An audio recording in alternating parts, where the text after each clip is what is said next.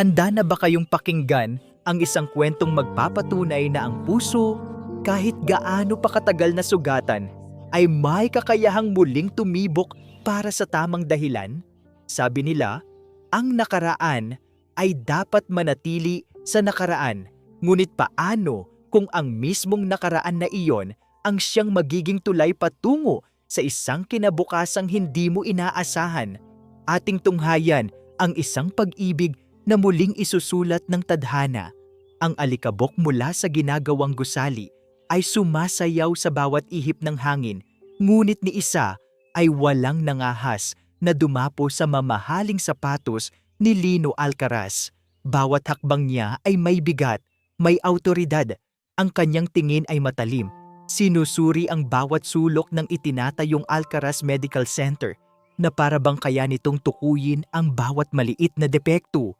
Ito ang kanyang legasya, isang monumento ng bakal at semento na tatakpan ang lahat ng sugat na pilit niyang ibinabaon sa limot. Sir Lino, nasa schedule po tayo. Inaasahan na matatapos ang West Wing sa susunod na buwan, sabi ng kanyang project manager. Halos habulin ang kanyang mga hakbang. Tumango lamang si Lino, ang kanyang mga mata ay nanatiling nakatuon sa itaas. Ngunit sa gitna ng ingay ng mga martilyo at makinarya, isang tunog ang pumunit sa katahimikan ng kanyang isipan. Isang matinis at paulit-ulit na alarma.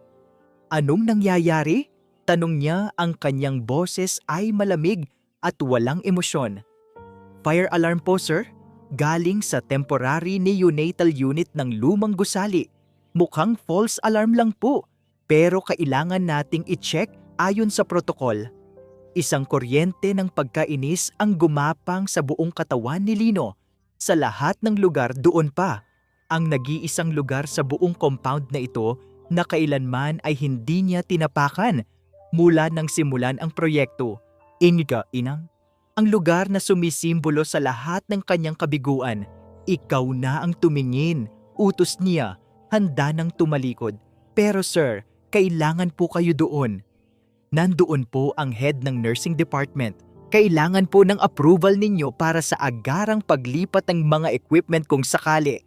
Itinigom ni Lino ang kanyang kamao. Ang hangin sa paligid ay tila naging mabigat. Halos hindi niya mahinga.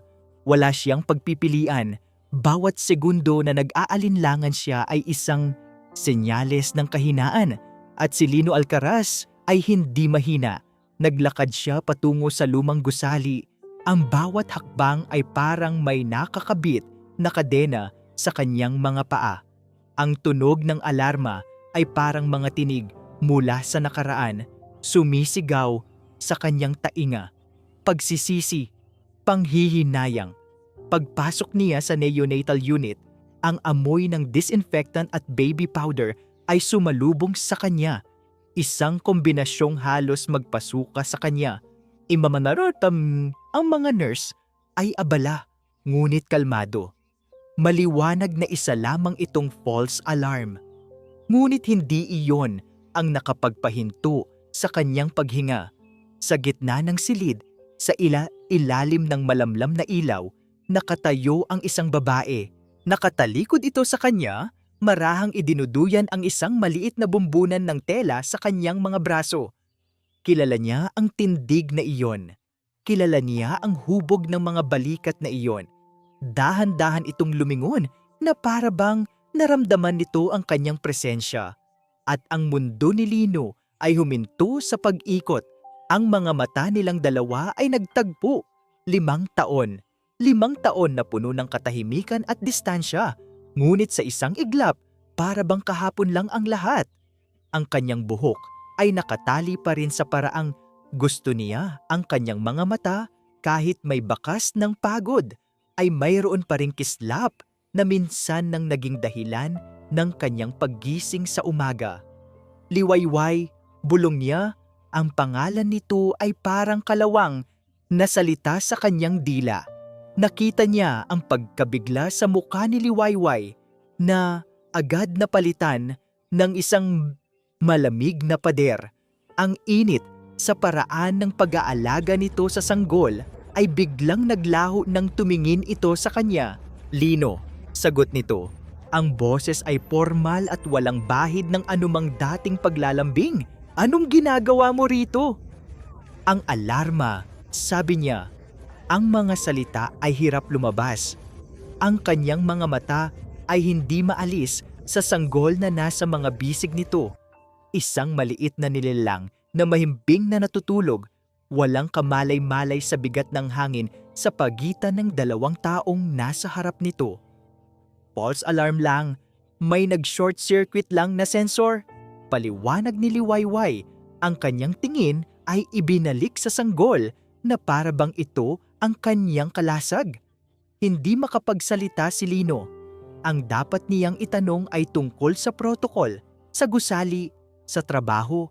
Ngunit ang tanging tanong na namumuo sa kanyang isipan ay iba. "Sino siya?" tanong niya, tumuturo sa sanggol. Isang buntong hininga ang pinakawalan ni Liwayway. "Iniwan siya dito kahapon, wala pang pangalan. Ako muna ang nag-aalaga." Iniwan. Ang salitang iyon ay tumusok sa puso ni Lino. Muli, ang mga multo ng kahapon ay nagsimulang magparamdam. Ang pakiramdam ng kawalan, ang pakiramdam ng pagiging walang magawa. Tumingin siya sa paligid, ang mga incubator, ang mga monitor na kumukurap. Lahat ay isang paalala ng isang gabing sinubukan niyang kalimutan. Ang gabing nawala sa kanila ang lahat. Ang gabing umalis siya. "Kailangan ko nang umalis," mabilis na sabi ni Lino. Ang kanyang boses ay biglang naging garalgal. Hindi niya kaya. Hindi niya kayang manatili sa lugar na iyon kasama siya. Tumalikod siya nang hindi na hinintay ang sagot ni Liwayway. Bawat hakbang palayo ay isang pagtakas. Nang makabalik siya sa loob ng kanyang sasakyan, doon lamang niya pinakawalan ang hiningang kanina pa niya pinipigilan. Sumandal siya sa upuan, ipinikit ang kanyang mga mata. Ngunit ang imahe ni Liwayway na may hawak na sanggol ay malinaw na nakaukit sa kanyang isipan. Ang paraan ng pagtingin nito sa bata, puno ng pagmamahal at proteksyon. Isang tingin na minsan ay para sa kanya. Isang tingin na akala niya ay hindi na niya muling makikita. Kinuha niya ang kanyang telepono. Ang kanyang mga daliri ay nanginginig habang nagdadayal. "Miguel," sabi niya nang sagutin ang tawag. Ang kanyang boses ay muling naging matigas at puno ng awtoridad. Isang maskarang isinuot niya para pagtakpan ang kaguluhang nararamdaman. "Yes, Sir Lino?" Yung sanggol na iniwan sa neonatal unit ng Alcaraz Medical. Natahimik si Lino ng isang segundo. Lumunok. "Alamin mo ang lahat tungkol sa sanggol na iyon." Lahat. Ang bigat ng presensya ni Lino ay nanatili sa silid kahit ilang minuto na siyang nakaalis. Para itong isang multo na nag-iwan ng lamig sa hangin. Napahigpit ang hawak ni Liwayway sa sanggol na payapang natutulog sa kanyang mga bisig, na para bang kaya siyang protektahan ng munting nilalang mula sa mga alaala. Sinadya niyang hindi sabihin ang pangalan ng bata. Ayaw niyang marinig ito mula sa mga labi ni Lino. Ang pangalang iyon ay para sa kanya, isang sikretong nagbibigay sa kanya ng lakas. Dinala niya ang sanggol pabalik sa kuna nito. Maingat na inayos ang kumot. Pinagmasdan niya ang perpektong muka ng bata, ang mahahabang pilik mata nito, ang maliliit na kamao na nakatikom. Sinag. Iyon ang ipinangalan niya rito dahil sa gitna ng kadiliman ng kanyang buhay, ang batang ito ay isang sinag ng liwanag. Isang hindi inaasahang sinag ng pag-asa. Isang kasamahang nurse ang lumapit sa kanya, si Ate Mila, isang babaeng may malambot na puso at mga mataang nakakaintindi. "Okay ka lang, Liway? Namutla ka ata pagkatapos umalis ni Sir Alcaraz?" Mahinang tanong nito. Pilit nang ngumiti si Liwayway. "Okay lang, Ate Mila. Nagulat lang siguro. Hindi ko inaasahang makikita siya dito. Siya pala ang dati mong asawa." Sabi ni Ate Mila, hindi bilang isang tanong, kundi bilang isang kumpirmasyon. Alam ng lahat sa ospital ang tungkol sa malaking donasyon ni Lino, ngunit iilan lang ang nakakaalam ng koneksyon nila. Tumango si Liwayway, ang kanyang lalamunan ay tila may bara. Opo, dati. Ang salitang dati ay may dalang libo-libong alaala. Mga alaalang masaya, masakit, at lahat ng emosyon sa pagitan. Naalala niya ang araw na huli silang nag-usap, hindi sa isang silid na puno ng pag-asa tulad nito, kundi sa isang silid na puno ng kawalan. Flashback? Ang hangin sa loob ng kwarto ay mabigat sa lumbay. Walang nagsasalita. Si Liwayway ay nakaupo sa kama, nakatingin sa kawalan. Si Lino ay nakatayo malapit sa bintana. Ang kanyang likod ay isang pader na hindi niya maabot. Kailangan kong umalis, basag ni Lino sa katahimikan. Ang kanyang boses ay walang emosyon, parang galing sa isang estranghero. Hindi lumingon si Liwayway. Saan ka pupunta? Tanong niya. Ang kanyang boses ay isang mahinang bulong. Malayo, malayo dito. Iiwan mo ako? Sa wakas tumingin siya. Ang kanyang mga mata ay puno ng luhang hindi na kayang pumatak. Ngayon pa? Ngayong kailangan kita? Humarap si Lino at sa unang pagkakataon, nakita ni Liwayway ang sakit sa mga mata nito. Ngunit kasabay ng sakit ay mayroon ding distansya. Isang malamig na pader. Hindi ko kaya, Liway, sabi nito, umiling-iling. Sa tuwing tinitingnan kita, naaalala ko lang siya, naaalala ko lang ang lahat ng nawala sa atin. Sinisisi ko ang sarili ko at sinisisi kita. Ang huling mga salita ay parang punyal na tumusok sa puso ni Liwayway. Iyon na, iyon ang katotohanan ng pilit niyang tinatakasan. Kahit hindi sinabi, pareho nilang alam. Mayroong sisihan, mayroong galit, at ang pag-ibig nila ay hindi sapat para paghilumin iyon. Hindi na siya sumagot. Pinanood niya lang itong kunin ang maleta at lumabas ng pinto. Isinasara hindi lang ang kwarto, kundi ang buong buhay na pinangarap nila. Flashback ends. Liway? Liway? Ang boses ni Ate Mila ang nagpabalik sa kanya sa kasalukuyan. Napakurap si Liwayway, hindi na malayang may isang butil ng luha na dumaloy sa kanyang pisngi. Mabilis niya itong pinunasan. Pasensya na ate, may naalala lang, sabi niya. Ngumiti si Ate Mila nang may pag-unawa at hinawakan ang kanyang balikat. Ang mahalaga ay kung nasaan ka ngayon at ngayon kailangan ka ng batang iyan. Tama si Ate Mila. Inang naging panangga niya sa loob ng 5 taon, ibuhos ang lahat ng pagmamahal at pag-aalaga na hindi niya naibigay sa sariling anak sa mga batang ito. Ito ang kanyang penitensya, ito ang kanyang misyon. Kinabukasan, habang inaayos niya ang mga gamit sa station, isang delivery man ang pumasok na may dalang isang napakalaking buke ng puting rosas para po kay Nurse Liwayway Solomon.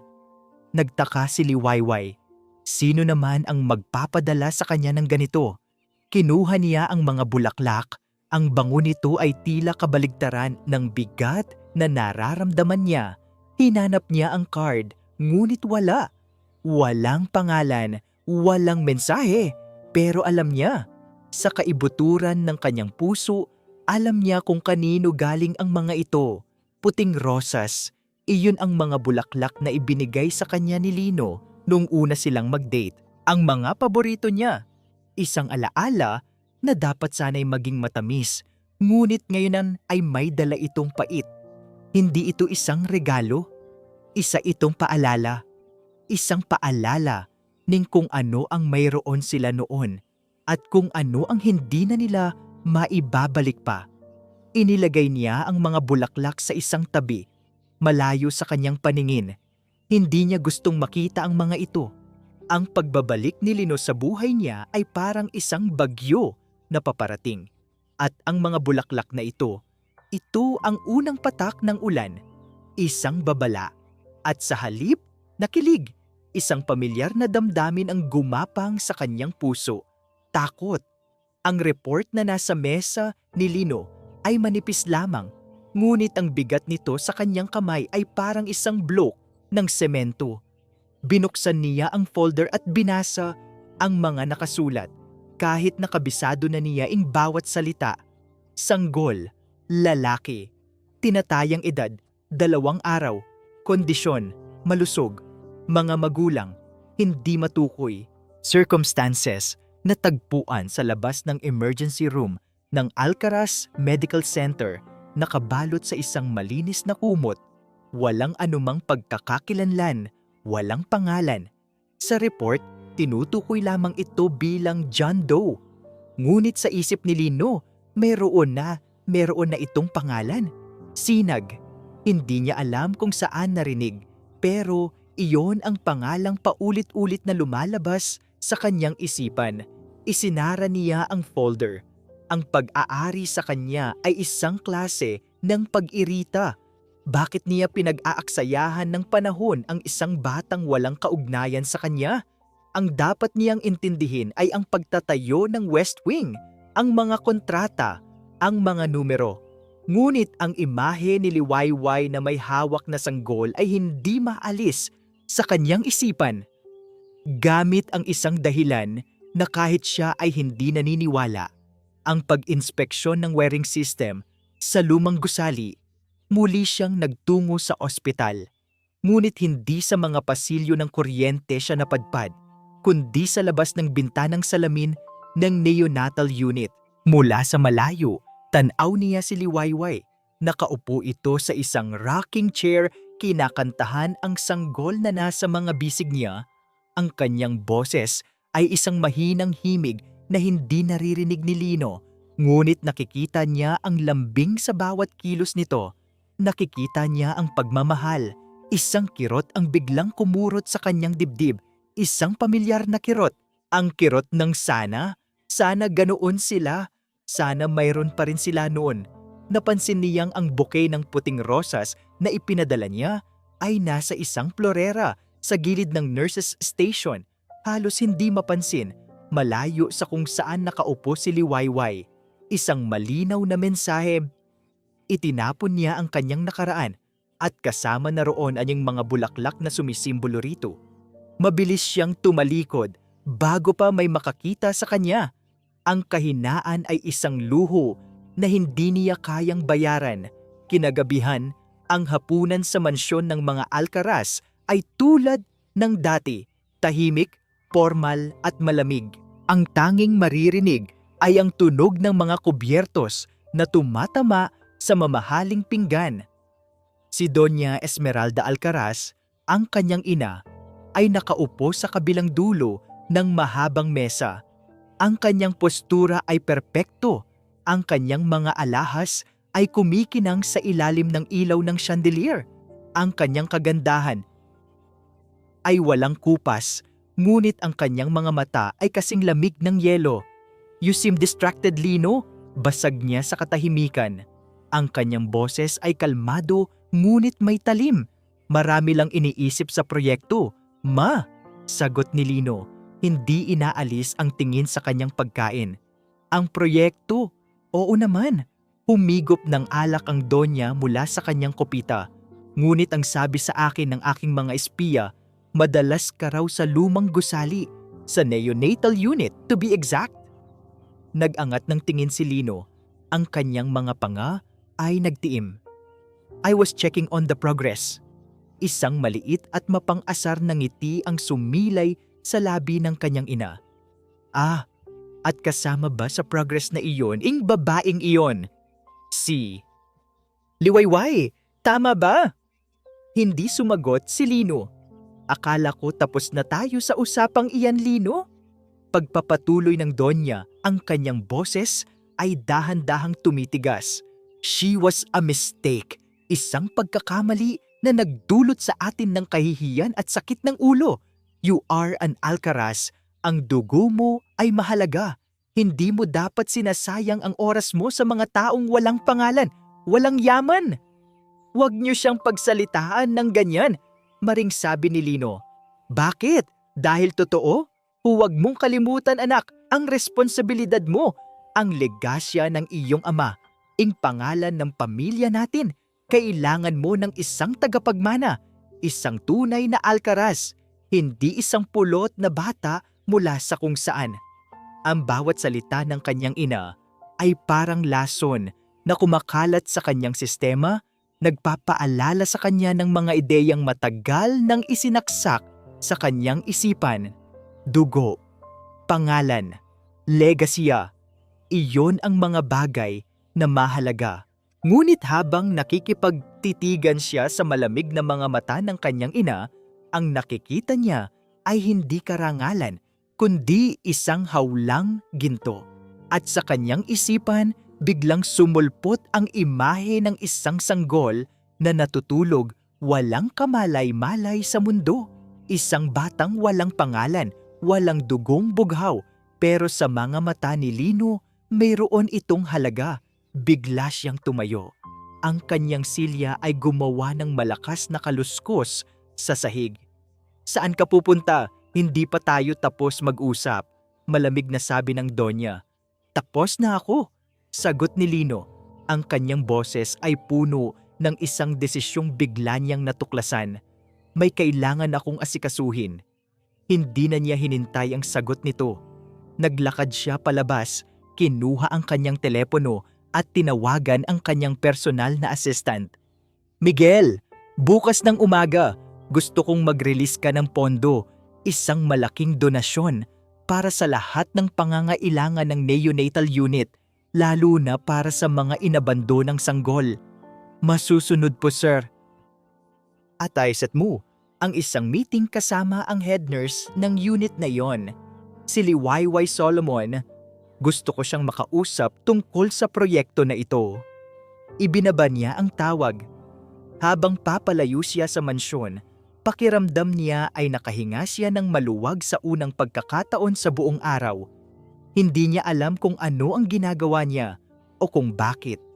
Ang alam niya lang, sa pagitan ng malamig na legasiya na gusto ng kanyang ina at ng mainit na damdaming nakita niya sa mga bisig ni Liwayway, may isang bagay na humihila sa kanya, isang bagay na mas malakas kaysa sa dugo at pangalan. Samantala, sa loob ng mansyon, pinapanood ni Doña Esmeralda ang papalayong sasakyan ng kanyang anak. Kinuha niya ang kanyang sariling telepono. Armando, sabi niya sa kanyang pinagkakatiwalaang tauhan, alamin mo ang lahat tungkol sa babaeng iyon at sa sanggol na kasama niya, lahat. Ayokong may makalusot kahit isang detalye. Ang kanyang ngiti ay hindi na umabot sa kanyang mga mata. Oras na para ipaalala sa anak ko kung saan siya lulugar. Ang opisina ni Lino Alcaraz ay isang testamento ng kanyang tagumpay. Gawa sa salamin at bakal, tanaw mula sa bintana nito ang buong siyudad ng Silangan.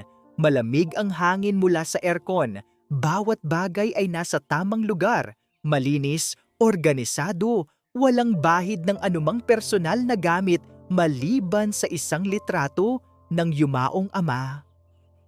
Ito ang kanyang kaharian, ang kanyang kuta. Dito siya ang hari. Dito kontrolado niya ang lahat. Ngunit nang bumukas ang pinto at pumasok si Liwayway, pakiramdam ni Lino ay para siyang isang sundalong biglang nawalan ng baluti. Suot ni Liwayway ang kanyang simpleng uniforme ng nurse. Sa isang lugar na puno ng mamahaling kasuotan at sapatos, ang kanyang presensya ay isang paalala ng isang mundong simple, totoo at masakit na malayo sa kanya ngayon.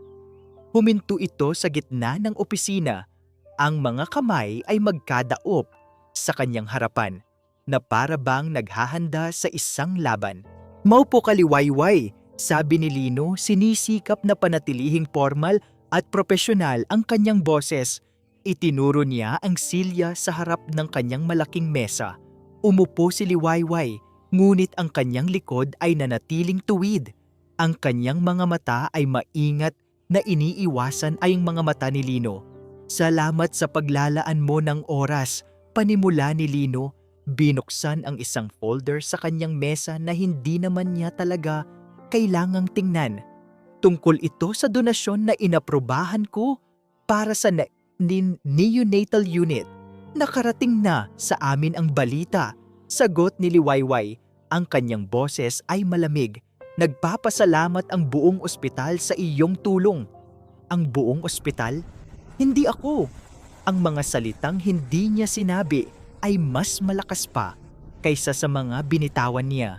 Hindi lang ito simpleng donasyon. Pagpapatuloy ni Lino, pinipilit na ituloy ang kanyang plano. Gusto kong magtatag ng isang permanenteng pondo, isang endowment fund para siguraduhin ang unit ay hindi na kailanman mangangailangan at gusto kong ikaw ang mamahala nito. Sa wakas, nag-angat ng tingin si Liwayway. Ang kanyang mga mata ay nag-aapoy. Pagod? Oo, ngunit puno ng isang apoy na hindi pa rin napapatay ng panahon. Ako? Bakit ako? Tanong niya. Dahil ikaw ang pinakamagaling. Alam mo ang mga pangangailangan ng unit. At may tiwala ako sa iyo. Ang huling mga salita ay halos pabulong na lumabas sa bibig ni Lino. Isang mapait na tawa ang kumawala kay Liwayway. Isang tawang walang saya. Tiwala? Lino, wala kang karapatang gamitin ang salitang iyan sa akin. Natahimik si Lino. Ang pader ng profesionalismo na kanyang itinayo ay nagsimulang magpakita ng mga bitak. Anong ibig mong sabihin? Lahat ng ito, sabi ni Liwayway. Ikinumpas ang kanyang kamay sa paligid ng malawak na opisina. Ang pera, ang posisyon, ito ba ang paraan mo para ayusin ang lahat? Para pagtakpan ang nakaraan? Para bilhin ang kapatawaran? Hindi. Mabilis na sagot ni Lino. Gusto ko lang tumulong. Talaga? Tumayo si Liwayway. Ang kanyang boses ay nagsimulang manginig sa pinipigilang emosyon. 5 taon, Lino. 5 taon kang nawala. 5 taon na parang bula. Ni isang tawag, ni isang sulat. At ngayon babalik ka na parang walang nangyari at aalukin ako ng pera? Liway, huwag mong banggitin ang pangalan ko na para bang may karapatan ka pa rin. Sigaw niya, ang kanyang mga luha ay nagsimula ng mamuo. Kung gusto mo talagang tumulong, sagutin mo ang tanong ko. Isang tanong na 5 taon kong daladala. Huminga siya ng malalim. Bakit ka umalis? Ang totoong dahilan. Hindi yung dahilang sinabi mo sa akin. Hindi yung dahilang sinisisi mo ako. Ang totoo, Lino, bakit? Ang tanong ay parang isang bala na tumama sa dibdib ni Lino. Lahat ng hangin ay tila naubos sa silid. Ang mga kasinungalingan at mga kalahating katotohanan na binuo niya sa loob ng 5 taon ay gumuho sa isang iglap. Ang mga salita ay nasa dulo na ng kanyang dila. Dahil duwag ako, dahil sa mami, dahil hindi kita kayang ipaglaban, dahil hindi ko kayang protektahan ka sa kanila. Ngunit hindi niya masabi. Ang kanyang pride, ang kanyang pagiging alkaraz ay pumipigil sa kanya. Nasasaktan ako, Liway, sabi niya. Ang kanyang boses ay basag. Masyadong masakit na makita ka araw-araw at maalala ang lahat. Umiling si Liwayway. Ang kanyang mga luha ay tuluyan ng bumagsak. Hindi iyan ang sagot. At alam mo yan, tumalikod siya, handa nang umalis. Ang pag-uusap na ito ay isang pagkakamali. Ngunit, nang hahawakan na niya ang doorknob, naramdaman niya ang isang kamay na marahang humawak sa kanyang braso. Naggulat si Lino sa sarili niyang ginawa. Ang kanilang mga balat ay muling nagdikit pagkatapos ng napakatagal na panahon. Isang kuryente ang dumaloy sa kanilang dalawa. Pamilyar, masakit, ngunit hindi maikakaila. Nagtagpo ang kanilang mga mata. Sa isang saglit, nawala ang galit. Nawala ang sakit. Ang natira na lang ay 2 taong, minsan nang naging iisa, ngayon ay pinaghiwalay ng mga salitang hindi kayang sabihin. Nakita ni Liwayway sa mga mata ni Lino ang pagsisising hindi nito maamin. At nakita ni Lino sa mga mata ni Liwayway ang pag-ibig na pilit nitong itinatago. "Huwag ka munang umalis!" Bulong ni Lino, ang kanyang boses ay puno ng pagsusumamo na ngayon lang narinig ni Liwayway mula sa kanya. Pakiusap. Ang araw ni Liwayway ay naging magaan pagkatapos ng pag-uusap nila ni Lino. Hindi pa rin maayos ang lahat, malayo pa roon, ngunit ang makita ang bahid ng pagsisisi sa mga mata nito, ang maramdaman ang init ng kamay nito, ay nagbigay sa kanya ng isang kakatuwang pakiramdam ng pag-asa. Siguro, mayroon pang pagkakataon. Siguro, hindi pa huli ang lahat. Abala siya sa pag-aasikaso kay Sinag, pinaliliguan ito ng may matinding pag-iingat nang maramdaman niyang tila may isang aninong tumabon sa liwanag ng silid. Nag-angat siya ng tingin. Nakatayo sa may pintuan ng nursery, si Doña Esmeralda Alcaraz para itong isang aparisyon mula sa isang bangungot. Perpekto ang kanyang ayos, mula sa kanyang mamahaling damit hanggang sa kanyang mga alahas na kumikinang. Ngunit ang ngiti sa kanyang mga labi ay hindi umabot sa kanyang mga mata. Ang kanyang presensya ay nagdala ng isang nakakakilabot na lamig sa buong silid na parabang kaya nitong palamigin ang pinakamaalinsangang panahon. Agad na kinabahan si Liwayway. Mas hinigpitan niya ang pagkayakap sa tuwalya ni Sinag na parabang kaya nitong protektahan ang bata mula sa masamang titig ng matandang babae. "Magandang hapon po," bati ni Liwayway, sinisikap na maging magalang kahit ang gusto niyang gawin ay itago si Sinag at tumakbo. "Magandang hapon din, Hija," sagot ng Donya. Ang kanyang boses ay malambing ngunit may halong lason. Naglakad ito papasok. Ang tunog ng kanyang mga takong sa sahig ay parang mga babala. "Narinig ko ang tungkol sa iyong alaga. Naisipan kong dalawin kayo." Huminto ito sa tapat ni Liwayway. Ang kanyang mga mata ay bumaba sa sanggol. Ngunit ang tingin na iyon ay hindi tingin ng isang taong naaawa o natutuwa. Ito ay tingin ng tuwangkin ng isang taong sumusuri sa isang bagay na marumi, isang bagay na hindi nabibilang. Kawawa naman, isa na namang biktima ng kapusukan at kawalan ng responsibilidad. Sabi ng Donya, ang kanyang mga salita ay tila nakaturo kay Sinag, ngunit ramdam ni Liwayway na para ito sa kanya. "Inosenteng bata po siya," mahinang sagot ni Liwayway. Niyakap si Sinag ng mas mahigpit. Lahat sila ay inosente sa simula. Muling tumingin ang Donya kay Liwayway at ngayon ang ngiti nito ay tuluyan ng naglaho. "Tulad mo, Liwayway, noong una kitang makilala, nakita ko rin ang inosensya sa iyong mga mata. Isang inosensyang naging dahilan ng pagkasira ng maraming bagay. Isang kirot ang naramdaman ni Liwayway sa kanyang dibdib. Ginigising ng Donya ang mga demonyong matagal na niyang sinubukang patulugin. "Hindi ko po maintindihan ang gusto ninyong sabihin," sabi niya, kahit na alam niya. "Simple lang, Hija, ang mga tulad mo ay hindi nabibilang sa mundo namin. Sinubukan mo ng isang beses at alam nating pareho kung ano ang naging resulta noon, hindi ba?" Ang boses ng Donya ay halos isang bulong, ngunit ang bawat salita ay parang isang sampal. Ang pagkawala ng anak nila ni Lino, ginagawa nitong kasalanan ni Liwayway. "Narinig ko rin ang tungkol sa donasyon ng anak ko. Si Lino, napakabuti ng kanyang puso. Minsan, sa sobrang buti, nagiging padalos-dalos siya sa naawa siya sa mga bagay na hindi naman dapat kaawaan."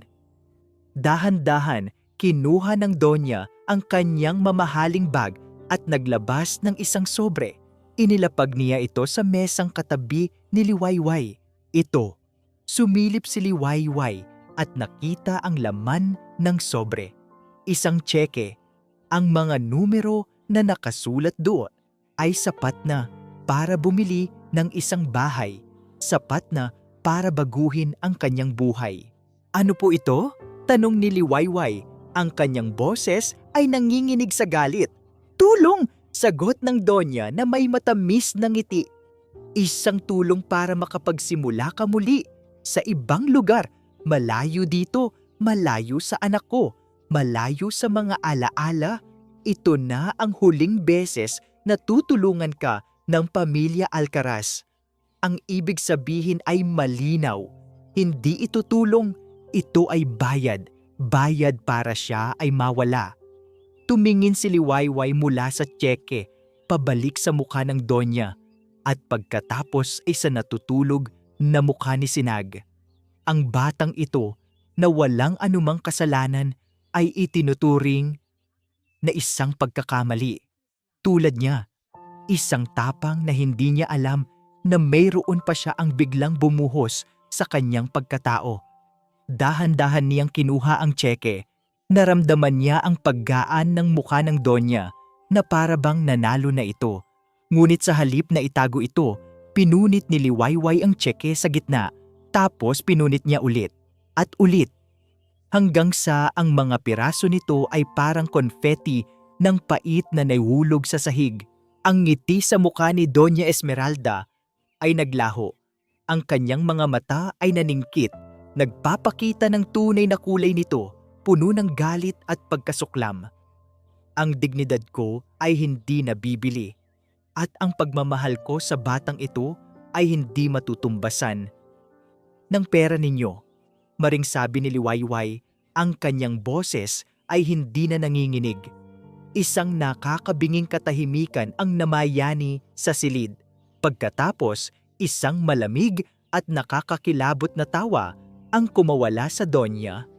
Tapang, nakakatuwa. Ngunit ang tapang na walang pera at kapangyarihan ay katangahan lamang. Lumapit ito. Ang kanyang mukha ay ilang pulgada na lang mula kay Liwayway. Pagsisisihan mo ito, bulong nito. Ang bawat salita ay parang isang sumpa. Pagsisisihan mo ang araw na kinalaban mo ako, kaawa-awang babae. Tumalikod ang Donya at naglakad palabas. Ang kanyang mga takong ay muling umalingaw-ngaw sa pasilyo. Nag-iiwan kay Liwayway na nanginginig, hindi sa takot, kundi sa galit. Niyakap niya si Sinag, hinahalikan ang ulo nito. Alam niya sa sandaling iyon na hindi na lang ito tungkol sa kanya at kay Lino. Isa na itong laban. At gagawin niya ang lahat para protektahan ang nag-iisang sinag ng pag-asa sa kanyang buhay. Ang mga salita ni Doña Esmeralda ay parang isang masamang panaginip na sumusunod kay Liwayway sa bawat oras. Pagsisisihan mo ito. Ang banta ay nanatili sa hangin, mabigat at nakakabahala. Sinubukan niyang isantabi ito, ituon ang kanyang atensyon sa kanyang trabaho, kay Sinag. Ngunit ang takot ay isang makulit na anino. Gabi na at halos tapos na ang kanyang shift. Si Sinag ay mahimbing na natutulog sa kuna nito pagkatapos uminom ng gatas. Habang pinagmamasdan ni Liwayway ang payapang mukha ng sanggol, napansin niya ang isang bagay. Ang paghinga nito ay tila mas mabilis kaysa karaniwan. At nang hipuin niya ang noo nito, isang alon ng pag-aalala ang bumuhos sa kanya. Mainit, masyadong mainit. Agad niyang kinuha ang thermometer. Ang resulta ay nagpatibok ng kanyang puso ng sobrang bilis, 39 degrees Celsius. Mataas na lagnat para sa isang sanggol na wala pang isang linggo ang edad. Sa isang iglap, nawala ang nurse na si Liwayway at ang lumabas ay ang isang ina na natataranta. Ate Mila, paki-check ng vitals ni Sinag. Patawag si Dr. Reyes. Emergency! Sigaw niya. Ang kanyang boses ay nanginginig. Ang dating tahimik na neonatal unit ay biglang napuno ng tensyon. Ang mga nurse ay kumilos ng mabilis. Narinig ni Liwayway ang mga salitang hindi niya gustong marinig. Mabilis ang tibok ng puso, Nahihirapang huminga, oxygen level bumababa. Ang mundo ni Liwayway ay gumuho. Ito na ba iyon? Ito na ba ang sumpang sinasabi ng ina ni Lino? Ang pakiramdam ng kawalan ng magawa, isang damdaming pamilyar at masakit, ay muling bumabalot sa kanya. Hindi niya namalayan ang sarili. Kinuha niya ang kanyang telepono. Ang kanyang mga daliri ay nanginginig habang hinahanap ang isang numero na matagal na niyang hindi tinatawagan. Walang pag-aalinlangan, pinindot niya ito. Hello? Ang boses ni Lino sa kabilang linya ay nagulat. Halatang nasa isang meeting. Lino! Bulong ni Liwayway, ang kanyang boses ay basag. Si Sinag, iyon lang ang kailangan niyang sabihin. Narinig niya ang kaluskos sa kabilang linya, ang mga boses na nagtatanong at pagkatapos ay ang matigas na boses ni Lino. Cancel all my appointments. I have to go. Anong nangyari, Liway? Tanong ni Lino. Ang kanyang boses ngayon ay puno ng pag-aalala. Ang lagnat niya, mataas. Hirap siyang huminga. Lino, natatakot ako. Papunta na ako. Huwag kang aalis dyan. Papunta na ako. Hindi nagtagal, bumukas ang pinto ng unit at pumasok si Lino na parang isang bagyo. Ang kanyang mamahaling suit ay gusot.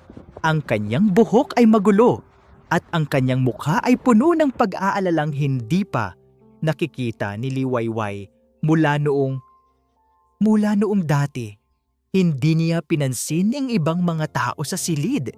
Ang kanyang mga mata ay nakatuon lamang kay Liwayway na nakatayo sa isang sulok, walang magawa habang pinapalibutan ng mga doktor ang kuna ni Sinag. Nilapitan niya ito, walang salita. Hinawakan niya ang mga balikat nito. Naramdaman niya ang panginginig ni Liwayway. Anong sabi ng doktor? Tanong niya. Hindi pa nila alam. Suspected infection. Tinetest na nila ang dugo niya. Sagot ni Liwayway. Ang kanyang mga mata ay hindi maalis sa incubator kung saan inilipat si Sinag. Ang mga sumunod na oras ay dumaan na parang isang malabong panaginip. Umupo sila sa waiting area sa labas ng unit, magkatabi, ngunit hindi nagsasalita. Ang katahimikan sa pagitan nila ay hindi na puno ng galit o awkwardness, kundi ng parehong dasal at takot. Iniwan ni Lino ang kanyang pagiging makapangyarihang CEO sa labas ng ospital. Sa loob ng mga oras na iyon, siya lang si Lino. At si Liwayway ay si Liwayway lang. Dalawang taong nag-aalala para sa isang batang nagbigay sa kanila ng hindi inaasahang koneksyon. Nakita ni Lino ang pagod sa mukha ni Liwayway. Nakita niya kung paano nito kinakagat ang kanyang labi sa tuwing may lalabas na nurse. Tumayo siya at bumalik na may dalang 2 tasa ng kape. Inumin mo to, sabi niya, iniabot ang isa kay Liwayway. Salamat. Mahinang sagot nito. Sa gitna ng gabi, lumabas si Dr. Reyes. Agad na tumayo ang dalawa. Neonatal sepsis, sabi ng doktor, isang impeksyon sa dugo. Mabuti na lang at naagapan ninyo. Nagsimula na kami sa antibiotic treatment. The next 24 hours are critical, pero we are hopeful. Isang buntong hininga ng ginhawa ang pinakawalan nilang dalawa. Hindi pa tapos ang laban, ngunit mayroon ng pag-asa. Bumalik sila sa pagkakaupo dahil sa pagod at emosyon. Hindi na malaya ni Liwayway na ang kanyang ulo ay dahan-dahang bumagsak sa balikat ni Lino. Hindi gumalaw si Lino. Hinayaan niya lang ito. Sa sandaling iyon sila ay isang pamilya. Isang pamilyang nabuo sa gitna ng panganib at takot. Ang pagod at puyat ay bumalot na kay Liwayway.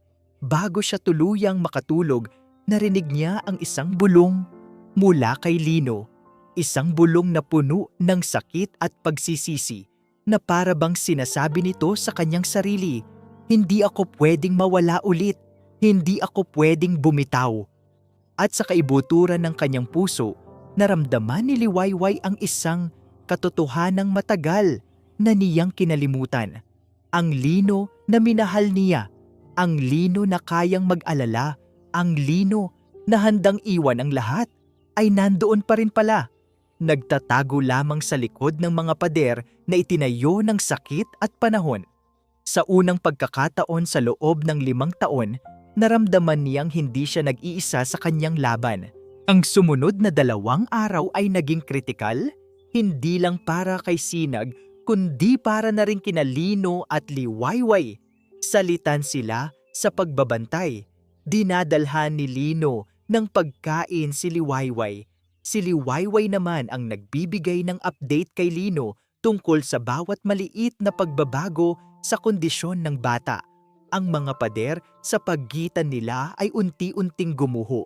Pinalitan ng isang pundasyong binuo ng pag-aalala at pagdadamayan. Nang sa wakas ay idineklara ng mga doktor na si Sinag ay out of danger.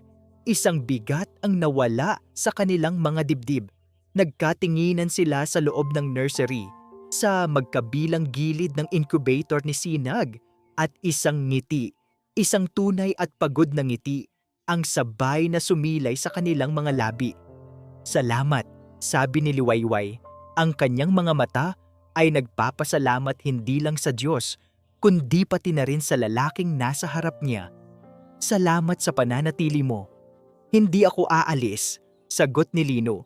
At sa pagkakataong ito, naniwala si Liwayway. Ang karanasang iyon ang nagtulak sa kanila na gawin ang isang bagay na pareho nilang iniisip, ngunit hindi masabi. Sa opisina ng kanilang abogado, si Atty. Ramirez, ang kanilang mga kamay ay halos magkadikit sa ibabaw ng mesa.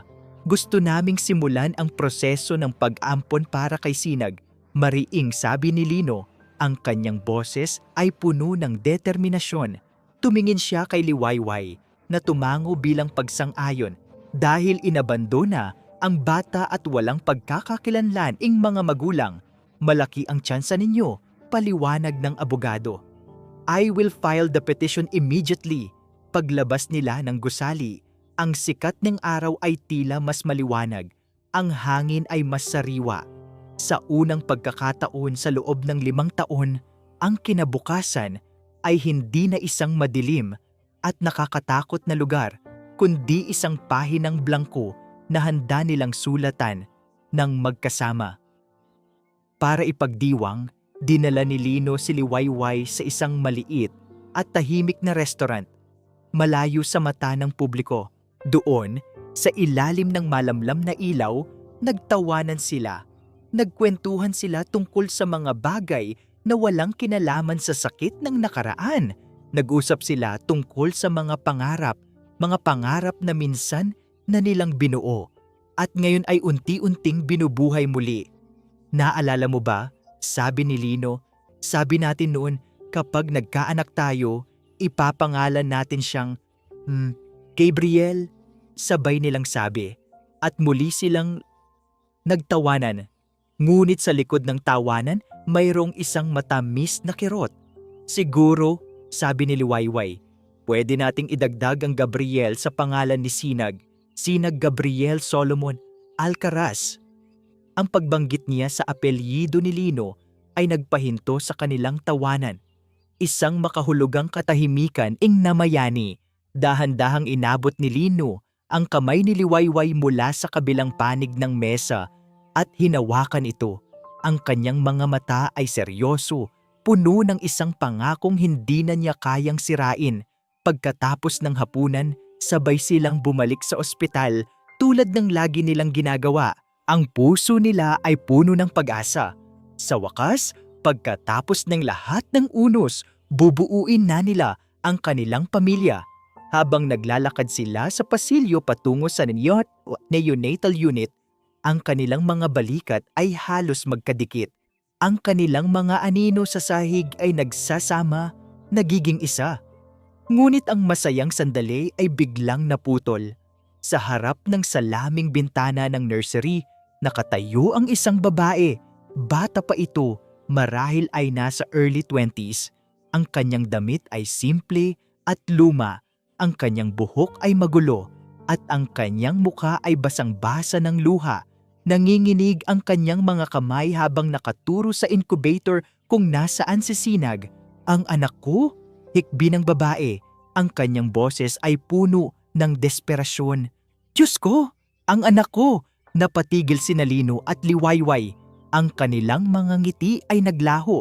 Isang malamig na takot ang biglang gumapang sa kanilang mga puso. Sino ka? Tanong ni Liwayway lumapit sa babae. Humarap ito sa kanila. Ang kanyang mga mata ay namumugto at puno ng pagmamakaawa. Ako po ang ina niya. Ako ang ina ng anak ko. Sigaw niya. Ang kanyang boses ay umalingaw-ngaw sa tahimik na pasilyo. Kinuha nila siya sa akin, pero bumalik ako. Binalikan ko ang anak ko. Ang bawat salita ay parang isang suntok sa sikmura ni Nalino at Liwayway. Ang kanilang pag-asa na kanina lang ay napakataas ay biglang bumagsak at nabasag na parang salamin. Gulat, pagkalito, sakit. Iyon ang mga emosyong bumalot sa kanila. Habang nakatayo silang tulala, ang mga mata ng babae na nagpapakilalang si Cielo ay lumampas sa kanila. Tumingin ito sa dulo ng pasilyo na isang madilim na sulok. Sinundan ni Lino ang tingin nito. At doon, nakatayo sa anino, nakatingin sa kanila, ay isang pamilyar na tao. Isang taong hindi dapat nandoon. Si Armando. Ang kanang kamay at pinagkakatiwalaang tauhan ng kanyang ina, si Doña Esmeralda. Nang magtama ang kanilang mga mata, bahagyang tumango si Armando bago mabilis na tumalikod at naglaho sa dilim. Sa sandaling iyon, lahat ay naging malinaw kay Lino. Hindi ito nagkataon, hindi ito tadhana. Ito ay isang plano, isang masalimuot at masamang plano. At ang arkitekto nito ay walang iba kundi ang sarili niyang ina. Ang pasilyo ng ospital ay biglang naging napakakitid. Ang hangin ay naging napakabigat. Iniwan ni Lino si Liwayway na inaasikaso ang naghihisterikal na si Cielo habang siya ay naglakad ng mabilis. Halos takbuhin ang pasilyo, hinahabol ang anino ni Armando. Ang kanyang isipan ay isang magulong bagyo ng mga tanong at hinala. Naabutan niya si Armando sa parking lot. Pasakay na ito sa isang itim na kotse. Armando! Sigaw ni Lino. Ang kanyang boses ay umalingaw-ngaw sa katahimikan ng gabi. Natigilan si Armando. Dahan-dahan itong lumingon. Ang kanyang mukha ay walang emosyon, ngunit ang kanyang mga mata ay nagpapakita ng bahagyang pagkagulat. Sir Lino! Bati nito. Pilit na pinapakalma ang sarili. Anong ginagawa mo rito? Tanong ni Lino. Ang kanyang mga mata ay nanlilisik. Huwag mo akong sasagutin ng kasinungalingan. Napadaan lang po, sir. May inaasikaso lang para kay Doña Esmeralda. Inaasikaso? Isang mapanganib na ngiti ang sumilay sa labi ni Lino. Ang inaasikaso mo ba ay may kinalaman sa babaeng nagngangalang Cielo? Ang ina raw ng batang nasa neonatal unit. Ang pamumutla sa mukha ni Armando ang tanging kumpirmasyong kailangan ni Lino. Hinawakan niya ito ng mahigpit sa kwelyo. Magsalita ka! Anong kinalaman ng ina ko rito? Sa ilalim ng matinding pressure, bumigay si Armando.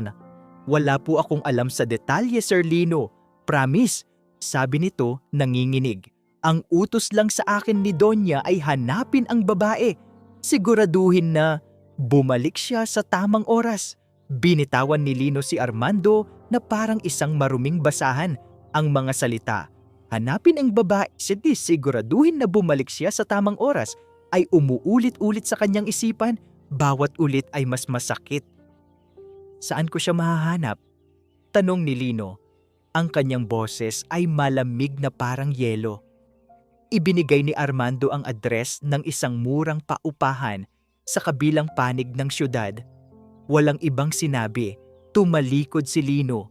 Iniwan si Armando na nanginginig sa takot. Habang nagmamaneho si Lino patungo sa address, Ang kanyang mga kamay ay mahigpit na nakahawak sa manibela.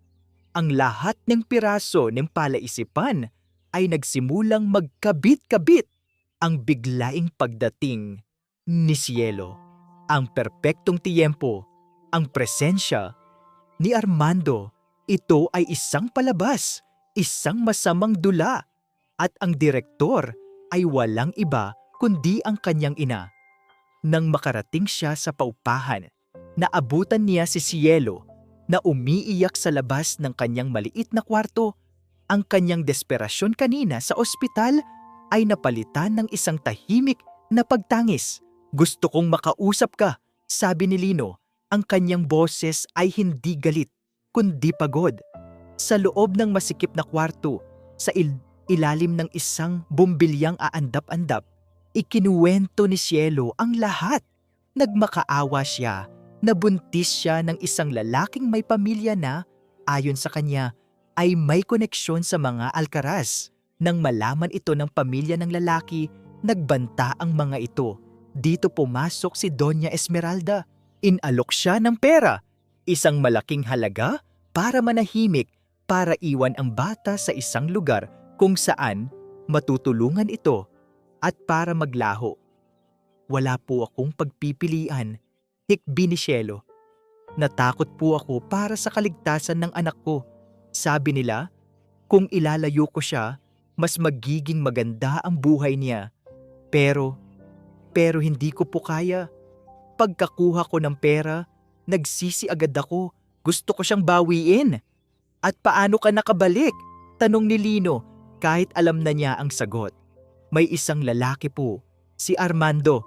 Siya po ang naghanap pa sa akin. Sabi niya, kung gusto ko raw bawiin ang anak ko, ngayon na ang tamang panahon. Tinulungan niya akong makabalik sa ospital." Napapikit si Lino. Ang sakit ng katotohanan ay mas matindi pa kaysa sa inaasahan niya. Ang kanyang ina ay hindi lang basta humadlang. Nagplano siya. Ginamit niya ang desperasyon ng isang batang ina. Ginamit niya ang isang inosenteng sanggol bilang isang kasangkapan para wasakin sila ni Liwayway. Isang malamig na galit ang gumapang sa buong katawan ni Lino. Hindi ito galit sa mundo o sa tadhana. Ito ay galit na nakatuon sa isang tao lamang. Nag-iwan siya ng sapat na pera kay Cielo para sa mga pangangailangan nito, at tiniyak na babalikan niya ito para ayusin ang lahat. Pagkatapos, sumakay siya sa kanyang kotse at nagmaneho pa uwi sa mansyon. Bawat metro na tinatakbo ng sasakyan ay nagpapabigat sa kanyang paghinga. Ang mga pangaral ng kanyang ina tungkol sa dugo, pangalan at legasya ay umalingaw-ngaw sa kanyang isipan. Ngunit ngayon ay ang mga ito ay tunog ng kasinungalingan at pagkukunwari.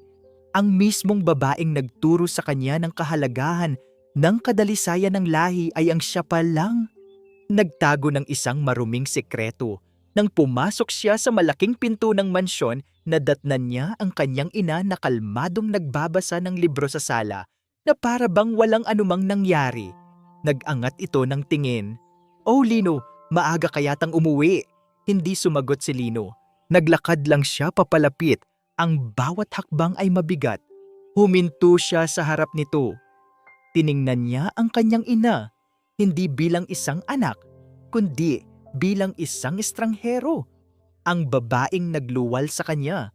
Ang babaeng humubog sa kanya. Ang babaeng sumira sa kanya. Itinaas ng Donya ang kanyang kilay. "May problema ba?" At doon, hindi na napigilan ni Lino ang galit na nag-aapoy sa kanyang dibdib. Isang galit na nagmula sa 5 taong pananahimik. Isang galit para kay Liwayway, para kay Sinag, para kay Cielo, at para sa sarili niya. "Anong ginawa mo?" tanong niya. Ang kanyang boses ay isang mahina ngunit nakakakilabot na ugong. Isinara ng Donya ang kanyang libro. "Hindi kita maintindihan." "Huwag ka nang magpanggap, Ma!" sigaw ni Lino. Ang kanyang boses ay sa wakas ay nabasag. "Cielo, ang bata, ang lahat ng ito, plinano mo. Bakit? Ang kalmadong ekspresyon ng kanyang ina ay hindi nagbago. Ginawa ko ang dapat gawin. Ang dapat gawin? Sigaw ni Lino, hindi makapaniwala. Sinira mo ang buhay ng napakaraming tao. Para saan? Para sa pangalan natin? Para sa legasya? Tinitigan niya ang kanyang ina, ang kanyang mga mata ay puno ng sakit at pagkasuklam. Sinira mo ako, hindi mo lang sinira ang isang babae, sinira mo mismo ang anak mo. Ang sala ng mansyon ng mga Alcaraz na karaniwang puno ng marangyang katahimikan ay napuno ngayon ng isang tensyong halos hiniwa ang hangin. Ang sigaw ni Lino ay umalingaw-ngaw sa matataas na pader, isang tunog na hindi pa naririnig sa bahay na iyon mula nang mamatay ang kanyang ama. Si Doña Esmeralda ay dahan-dahang tumayo. Ang kanyang kalmadong panlabas ay nagsimulang magpakita ng bitak. Sa wakas, ang tunay na Esmeralda Alcaraz ay lumalabas. Malamig, walang awa, at hindi nagsisisi. Sinira kita? Ulit niya, isang mapaklang tawa ang kumawala sa kanyang mga labi. Hindi, Lino, inililigtas kita mula sa iyong sariling katangahan, mula sa babaeng iyon na lason sa ating pamilya. Si Liwayway ay hindi lason. Git ni Lino, siya ang pinakamagandang bagay na nangyari sa buhay ko. Isang bagay na ikaw mismo ang sumira. Dahil hindi siya karapat-dapat. Ang boses ng Donya ay tumaas na rin, puno ng galit na matagal ng kinikimkim. Isang hamak na nurse na walang maipagmamalaki, at ano ang idinulot niya sa atin? Isang iskandalo, isang kahinaan, ang pagkawala ng apo ko. Huwag na huwag mong isusumbat ang pagkamatay ng anak namin! Sigaw ni Lino. Ang kanyang mga mata ay namumula na sa galit at luha. Wala kang karapatan. May karapatan ako dahil dugo ko ang nananalaytay sa iyo. At responsibilidad kong protektahan ang dugong iyon. Lumapit ang Donya. Ang kanyang mukha ay matigas na parang bato. Oo, plinano ko ang lahat. Hahanapin ko ang tunay na ina ng batang iyon at ibabalik siya. Gagamitin ko ang lahat ng pera at kapangyarihan ko para matiyak na mapupunta sa kanya ang bata, hindi sa inyo ni Liwayway. Tiningnan niya si Lino ng diretso sa mata. Gagawin ko ang lahat para paghiwalayin kayo dahil habang kasama mo ang babaeng iyon, mananatili kang mahina. Hindi makapaniwala si Lino sa kanyang naririnig. Ang kanyang sariling ina, handang gumawa ng ganito kasamang bagay para lamang sa kanyang mga prinsipyo. Ang lahat ng pagmamahal na akala niya ay mayroon ang ina para sa kanya ay isa pa lang pagmamahal na may kondisyon, nakatali sa pangalan at yaman. Isang nakakabinging katotohanan ang tumampal sa kanya. Hindi na niya kayang manatili sa bahay na ito. Hindi na niya kayang maging isang Alcaraz. Kung ganoon, sabi ni Lino, ang kanyang boses ay biglang naging mahinahon, isang nakakatakot na kahinahunan. Kung ang pagiging isang Alcaraz ay nangangahulugang pagiging katulad mo. Kung ganon, ayoko na. Huminga siya ng malalim. Mula sa araw na ito, hindi na ako Alcaraz. Tinatalikuran ko na ang pangalan, ang yaman, ang lahat. Ang muka ng Donya ay natigilan sa unang pagkakataon. Pagkabigla, hindi paniniwala at takot. Wala kang karapatang gawin yan! Ang pangalang iyan ay pamana sa iyo ng ama mo!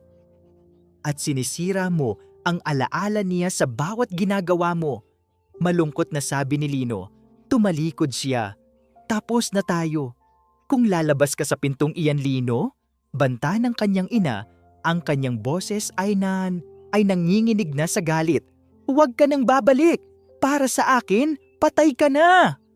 Hindi lumingon si Lino. Nagpatuloy lang siya sa paglakad, palabas ng mansyon, palabas ng buhay na kinagisnan niya. Habang nasa daan, tinawagan niya si Liwayway. Ngunit ang boses sa kabilang linya ay basag at puno ng sakit. Lino, Kinausap ako ng abogado. Sabi ni Liwayway, ang kanyang boses ay isang hikbi. Sabi niya, ngayong lumitaw na ang tunay na ina, halos imposible na. Ang batas, nasa panig niya. Lalaban tayo, Liway, sabi ni Lino, kahit siya mismo ay hindi na sigurado. Paano? Paano tayo lalaban, Lino? Tanong ni Liwayway, ang kanyang boses ay puno ng kawalan ng pag-asa. Baka tama ang mami mo. Baka hindi talaga tayo para sa isa't isa. Baka lahat ng hinahawakan natin nasisira lang. Tignan mo kung anong nangyari kay Sinag. Tignan mo kung anong nangyari sa atin. Ang mga salita ni Liwayway ay parang mga karayom na tumutusok sa puso ni Lino. Pati si Liwayway ay sumusuko na. Huwag mong sabihin yan. Umuwi ka na muna, Lino. Kailangan ko munang mapag-isa. Sabi ni Liwayway bago ibaba ang tawag. Pinahinto ni Lino ang kotse sa gilid ng isang madilim na kalsada. Biglang umulan ng malakas. Ang mga patak ay humahampas sa windshield na parang mga luha ng langit. Sa isang iglap, nawala ang lahat sa kanya. Wala na siyang pamilya. Itinakwil na siya ng sarili niyang ina. Wala na siyang pangalan. Tinalikuran na niya ang pagiging isang alkaraz. At ngayon ang babaeng mahal niya at ang batang nagbigay sa kanya ng bagong pag-asa ay unti-unti na ring nawawala. Napahampas siya sa manibela. Isang sigaw ng sakit at galit at pagsisisi ang kumawala mula sa kanyang lalamunan. Isang sigaw na nilunod ng malakas na buhos ng ulan. Nasa gitna siya ng kawalan. Nag-iisa, wasak. Walang direksyon. Tumingala siya sa langit na umiiyak. Ang kanyang mukha ay basang-basa ng sarili niyang mga luha. Ito na marahil ang kabayaran. Ang kabayaran sa 5 taon ng kanyang kaduwagan. At ngayon sa wakas, sinisingil na siya ng tadhana. Ang ulan ay patuloy na bumubuhos na para bang ang buong mundo ay umiiyak kasama ni Lino. Ngunit sa gitna ng unos na iyon, may isang bahagi ng kanyang puso na alam niyang kailangan niyang gawin. Hindi siya pwedeng sumuko. Hindi siya pwedeng tumakbo muli. Nagmaneho siya sa harap ng maliit na apartment ni Liwayway. Ang kanyang katawan ay basang-basa. Ang kanyang puso ay basag. Alam niyang kailangan niyang harapin ang katotohanan, ang totoo. Sa huling pagkakataon, hindi siya pwedeng maging duwag. Naglakad siya patungo sa pinto. Ang kanyang mga hakbang ay mabigat ngunit determinado. Kumatok siya. At pagkatapos ng ilang sandali, bumukas ang pinto. Si Liwayway ay nakatayo doon. Ang kanyang mga mata ay pamamaga sa kakaiyak. Ang kanyang mukha ay pagod, ngunit mayroon pa ring bahid ng pagtataka nang makita si Lino na basang-basa ng ulan. Lino! Bulong niya. Ang kanyang boses ay puno ng pagkabigla. Kailangan nating mag-usap, sabi ni Lino. Ang kanyang boses ay nanginginig sa lamig at emosyon. Ngayon, pinapasok siya ni Liwayway sa loob. Ang kanyang apartment ay simple, kaiba sa marangyang bahay na kanyang pinanggalingan. Ngunit sa sandaling iyon, mas gusto ni Lino ang init ng maliit na espasyong iyon kaysa sa malamig na mansyon ng kanyang ina. Nakatayo lang sila sa gitna ng sala. Ang katahimikan ay mabigat sa mga salitang hindi pa nasasabi. Bakit ka narito? Tanong ni Liwayway. Ang kanyang tingin ay nakatuon sa sahig. Para sabihin sa akin na wala na tayong pag-asa? Nawala na tayo. Umiling si Lino. Hindi. Para sabihin sa'yo ang totoo. Huminga siya ng malalim. Ang kanyang mga mata ay puno ng luha. Ngunit ngayon hindi na niya ito pinipigilan. Ang totoo kung bakit ako umalis noon ay hindi dahil sinisisi kita o dahil sa sakit. Umalis ako dahil duwag ako. Nag-angat ng tingin si Liwayway. Ang kanyang mga mata ay puno ng pagkabigla.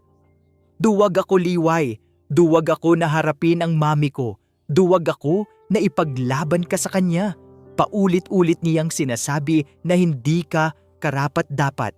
Nasisirain mo ang pangalan ng Alcaraz at noong nawala ang anak natin, naniwala ako sa kanya. Umupo si Lino sa sofa. Ang kanyang mukha ay nakatakip sa kanyang mga kamay.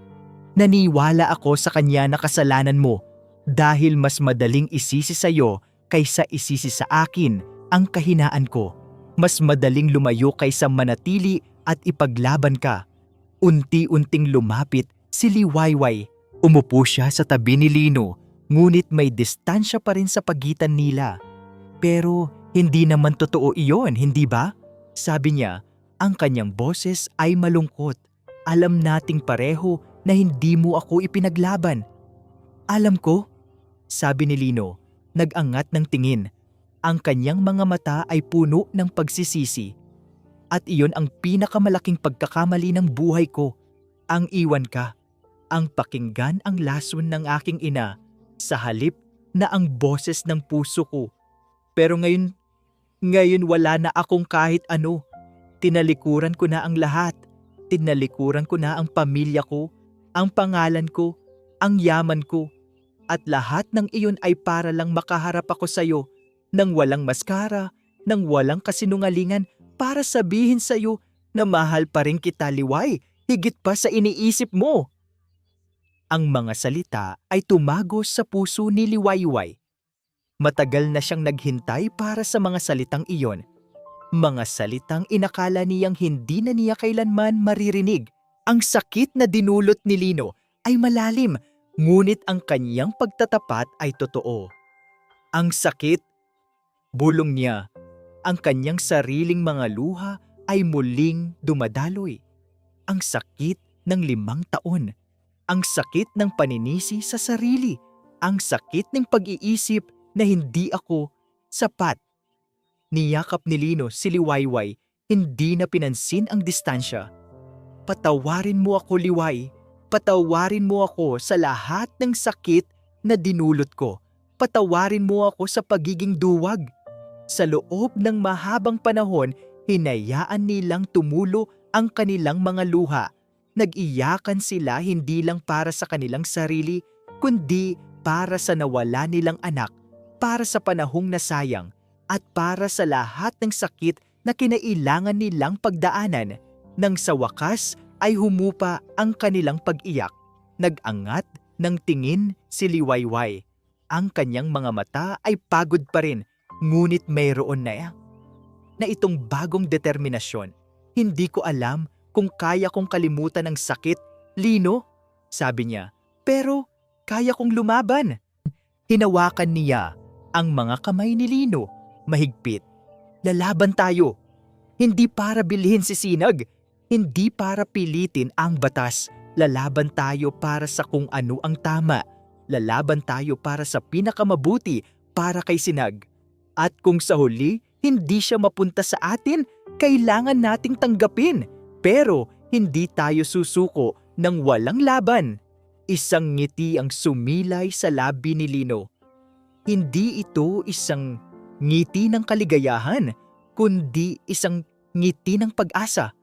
Sa wakas, pagkatapos ng napakahabang panahon, mayroon na silang muling pagkakataon. Isang pagkakataon na muling buuin ang kanilang sarili ng magkasama. Anong plano mo? Tanong ni Liwayway. Pupuntahan natin si Cielo. Sagot ni Lino. Ang kanyang mga mata ay nagpapakita ng isang bagong lakas. Pero hindi natin siya haharapin bilang mga kalaban. Haharapin natin siya bilang mga taong gustong tumulong. Hindi para sa sarili nating kapakanan, kundi para sa kapakanan ng bata at para sa kanya. Ang silid na pinagtagpuan ni Lino, Liwayway at Cielo ay hindi marangya. Isang maliit na waiting area sa ospital, malayo sa mga formal na korte at opisina ng abogado. Walang abogado, walang banta. 3 tao lamang nakaupo sa iisang mesa, bawat isa ay may bigat na dala-dala. Si Cielo ay nakaupo, nakayuko, ang kanyang mga kamay ay magkadaop. Ang kanyang katawan ay nanginginig pa rin, kitang-kita ang pagod at takot sa kanyang mukha. Si Lino ang unang nagsalita. Ang kanyang boses ay malumanay, malayo sa dating awtoridad na kanyang taglay. Cielo, nandito kami hindi para makipag-away. Nandito kami para makinig, para malaman kung anong kailangan mo. Nag-angat ng tingin si Cielo, ang kanyang mga mata ay nagtataka. Inasahan niya ang galit, ang akusasyon, hindi ang pangunawa. Hindi ko po alam, bulong niya, ang kanyang tinig ay basag. Gusto ko lang po ang anak ko, pero wala po akong maibibigay sa kanya. Alam namin, sabi ni Liwayway, ang kanyang boses ay puno ng habag. Inabot niya ang kamay ni Cielo.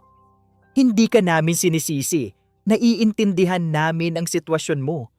Kinuwento muli ni Cielo ang kanyang hirap, ang pagkakabuntis ng maaga, ang pagtatago sa pamilya, ang banta ng pamilya ng ama ng bata, at ang alok ng pera mula kay Doña Esmeralda. Ang bawat salita ay isang kirot sa puso ni Lino at Liwayway. Gusto ko siyang bawiin, hikbi ni Cielo. Pero paano? Wala akong trabaho, wala akong matirhan. Paano ko siya palalakihin? Tumingin si Lino kay Liwayway at isang tahimik na pag-unawa ang dumaan sa kanilang mga mata. Cielo, sabi ni Lino, hindi mo kailangang mag-isa at hindi mo kailangang kalabanin kami. Gusto namin ng pinakamabuti para kay Sinag at para sa iyo. Pagkatapos ay inilatag ni Lino ang kanyang alok. Ito ay hindi tungkol sa pagkuha ng bata, kundi sa pagtulong sa isang kapuspalad na ina. Mayroon akong koneksyon sa isang vocational school na nagtuturo ng culinary arts, kaya kitang pasukin doon kasama ang living allowance. Makakahanap din ako ng maliit na apartment para sa'yo, malapit sa ospital. Pagkatapos mong makapagtapos, kaya kitang bigyan ng trabaho sa isa sa mga restaurant ng kumpanya namin o tulungan kang magsimula ng sarili mong negosyo. Nakanganga si Cielo. Hindi niya inasahan ang ganito. Hindi ito tungkol sa pagkuha ng bata, kundi sa pagbibigay sa kanya ng isang kinabukasan. At si Sinag, tanong niya, ang kanyang boses ay halos pabulong. Ngumiti si Liwayway, ang kanyang mga mata ay puno ng pagmamahal. Sinag ay anak mo, walang makakapagbago niyan kung papayagan mo kami. Gusto naming ampunin si Sinag para mabigyan siya ng legal na pamilya, isang tahanan. Ngunit hindi iyon nangangahulugang mawawala ka sa buhay niya. Ikaw ang tunay niyang ina, pagpapatuloy ni Lino. Kahit anong mangyari, mananatili iyon. Gusto naming maging bahagi ka ng buhay niya. Magiging extended family tayo. Maaari mo siyang dalawin, kaya mo siyang mahalin, makikita mo siyang lumaki. Hindi namin ipagkakait sa iyo iyon. Ang mga luha ni Cielo ay muling dumaloy. Ngunit ngayon hindi na ito luha ng kalungkutan o takot, kundi luha ng pag-asa at ginhawa. Sa wakas, pagkatapos ng lahat ng hirap, mayroong nagmamalasakit sa kanya, hindi para gamitin siya, kundi para tulungan siya. Pero ang Donya, sabi ni Cielo, ang kanyang mga mata ay nagpapakita ng takot. Sinabi niya, nakakalabanin niya kayo. Hindi na importante iyo, maring sabi ni Lino. Ang desisyon ay nasa iyo, Cielo. Hindi namin pipilitin. Ang gusto lang namin ay kung ano ang pinakamabuti para kay Sinag. At kung sa tingin mo, kaya mo siyang bigyan ng buhay na karapat-dapat, handa kaming suportahan ka. Tumingin si Cielo mula kay Lino, patungo kay Liwayway. Nakita niya ang pagmamahal sa kanilang mga mata para sa batang pinag-aagawan. Nakita niya ang sinseridad sa kanilang alok at doon, isang malalim na desisyon ang nabuo sa puso ni Cielo. Hindi ko po kaya, sabi ni Cielo, ang kanyang boses ay mahina, ngunit malinaw. Mahal na mahal ko po ang anak ko, kaya po ako lumaban. Pero alam ko po na hindi ko pa kayang bigyan siya ng magandang buhay. Alam ko po na sa inyo magiging masaya siya, magiging ligtas siya. Hinawakan niya ang kamay ni Liwayway. Pakiusap po, alagaan niyo po ang anak ko at gusto ko pong maging bahagi ng buhay niya. Kung papayagan niyo po ako, ngumiti si Liwayway. Siyempre, Cielo. Siyempre. Isang tawag ang dumating sa telepono ni Cielo. Ang pangalan sa screen ay Armando. Tiningnan ni Cielo sina Lino at Liwayway. Sasagutin ko po ito, sabi niya puno ng bagong tapang. Umalis siya ng silid. Naiwan sina Lino at Liwayway. Nagkatinginan sila at sa kanilang mga mata ay walang katapusang pagmamahal at pagpapasalamat. Hindi ito ang tagumpay na inasahan nila, ngunit ito ay isang tagumpay na mas mahalaga. Isang tagumpay ng puso. Makalipas ang ilang minuto, bumalik si Cielo. Ang kanyang muka ay kalmado na. Anong nangyari? Tanong ni Lino. Tinatanong po niya kung anong desisyon ko. Kung itutuloy ko pa raw po ang demanda. Sagot ni Cielo. Umiling siya. Sabi ko po sa kanya, nagawa ko na ang desisyon ko at ito ay para sa ikabubuti ng anak ko. Pakiusap po, huwag niyo na kaming guluhin pa. Wala na po kayong kontrol dito. Ang mga salita ni Cielo ay parang musika sa tenga ni Lino at Liwayway. Sa wakas, ang mga kadena ng nakaraan ay nagsimulang matanggal. Isang pamilya. Hindi lang Lino, Liwayway at Sinag, kundi pati na rin si Cielo. Isang pamilyang binuo hindi ng dugo, kundi ng pagmamahal, pag-unawa at pagpapatawad. Lumipas ang ilang buwan. Ang syudad ng Silangan ay nagpatuloy sa kanyang mabilis na pag-unlad. Ngunit para kina Lino at Liwayway, ang pagbabago ay hindi lamang sa kapaligiran, kundi sa kanilang mga puso at sa kanilang tahanan. Ang maliit na apartment ni Liwayway ay napuno na ngayon ng tawanan ng isang sanggol.